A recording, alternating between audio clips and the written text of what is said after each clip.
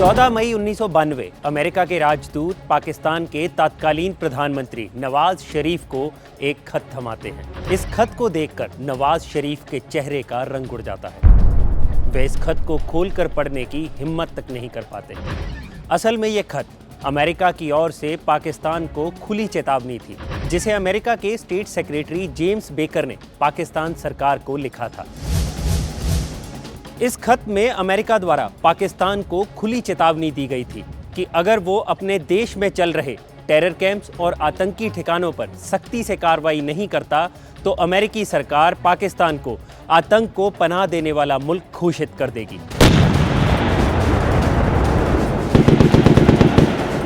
America की इस चेतावनी से घबराए नवाज शरीफ ने जल्दबाजी में एक मीटिंग बुलाई, जिसमें army chief general Asif Nawaz, ISI chief lieutenant general Javed Naseer, foreign secretary Shahryar Khan और स्पेशल एडवाइजर हुसैन हक्कानी मौजूद थे।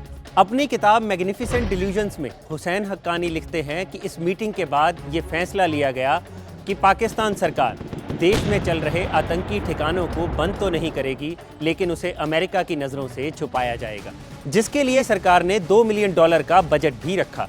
ये कोई पहली बार नहीं था जब पाकिस्तान अमेरिका के किसी ऐलान पर भीगी बिल्ली बन गया था। ये सिलसिला साल 1947 से चला आ रहा है, जब पाकिस्तान ने पहली बार आर्थिक मदद के लिए अमेरिका के आगे हाथ फैलाए थे। तो चलिए ये किस्सा भी जान ही लेते हैं कि कब कब अमेरिका ने पाकिस्तान की आर्थिक मदद की और इसके पीछे अमेरिका का मकसद आखिर क्या था, और किस तरह पैसों के लालच में पाकिस्तान अमेरिका के हाथ की कठपुतली बन गया। ये कहानी लगभग 70 साल पुरानी है, जब साल 1947 में दुनिया के नक्शे पर दो मुल्कों का जन्म हुआ, एक भारत और दूसरा पाकिस्तान। पाकिस्तान इस्लाम धर्म के आधार पर बनने वाला दुनिया का पहला मुल्क था। बस तभी दोनों मुल्कों में युद्धों का दौर जारी हो गया।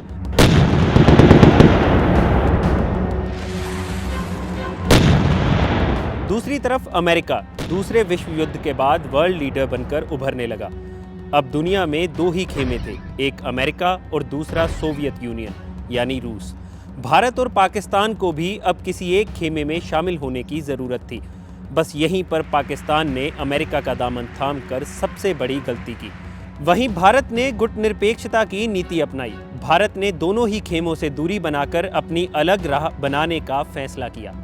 हुसैन हक्कानी अपनी किताब में लिखते हैं कि साल 1947 में पाकिस्तान ने पहली बार अमेरिका से $300 मिलियन की मदद मांगी, जिसमें 500 प्लेन, 16 डिस्ट्रॉयर, 12 गनबोट्स और 3 सबमरीन्स शामिल थी।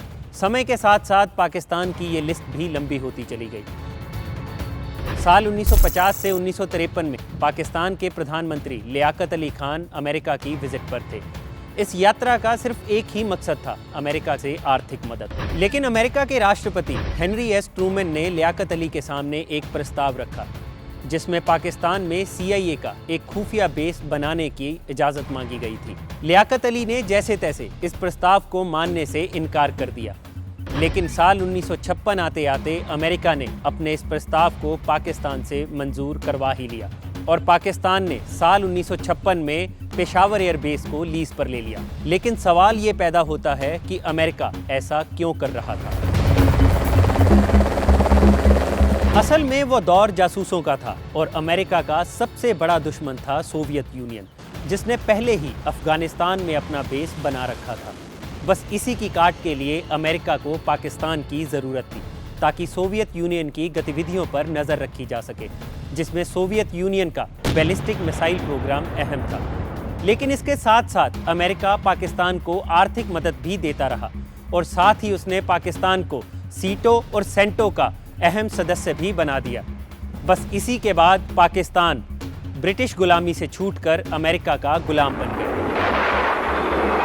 साल 1965 और 1971 की जंग में वो अमेरिका ही था जिसकी वजह से पाकिस्तान का वजूद आज भी कायम है, क्योंकि अमेरिका ने ही पाकिस्तान की उस वक्त भी आर्थिक मदद और हथियारों से मदद की थी। असल में अमेरिका को ये डर था कि अगर पाकिस्तान भारत के कब्जे में आ गया तो पाक में बने उसके ठिकानों का क्या होगा। साल 1968 में पाकिस्तान ने बदाबर में स्थित अमेरिकी मिलिट्री बेस को हटाने का फैसला लिया। उस वक्त के राष्ट्रपति लिंडन जॉनसन ने अयूब खान को एक खत लिखा जिसमें यह याद दिलाया गया कि अब तक अमेरिका ने पाकिस्तान को $350 करोड़ की मदद दी है।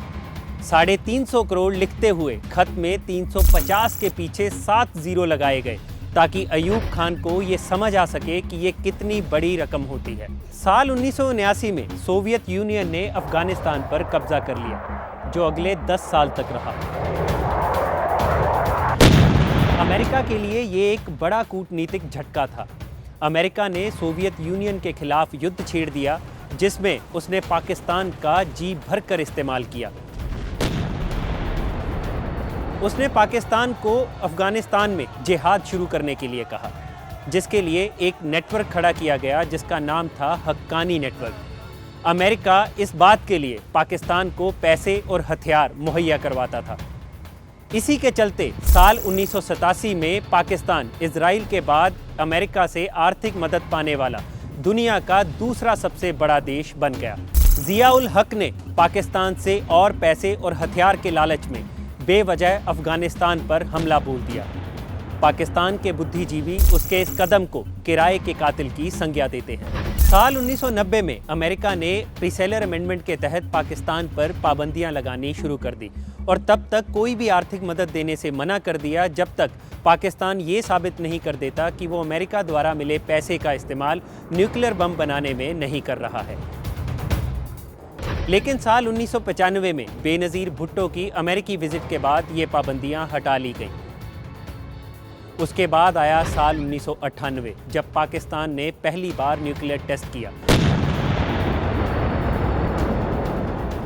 इस टेस्ट से खफा अमेरिकी राष्ट्रपति बिल क्लिंटन ने ग्लेन अमेंडमेंट के तहत पाकिस्तान पर फिर से पाबंदियां लगा दी। साल 2001 ये अमेरिकी इतिहास का सबसे स्याह साल था। घटना थी 9/11 की। अल-कायदा ने पूरे अमेरिका को हिलाकर रख दिया था। दुनिया ने पहली बार आतंक का चेहरा देखा था, जिसका नाम था ओसामा बिन लादेन। अमेरिका को हर हाल में ओसामा चाहिए था, जिसके लिए पाकिस्तान ने तालिबानियों से ओसामा को अमेरिका को सौंपने को लेकर गुहार भी लगाई, लेकिन तालिबानियों ने ऐसा करने से मना कर दिया, जिसके बाद अमेरिका ने तालिबानियों पर हमले शुरू कर दिए और पाकिस्तान उसकी सेना के लिए स्थायी ठिकाना और मददगार बन गया।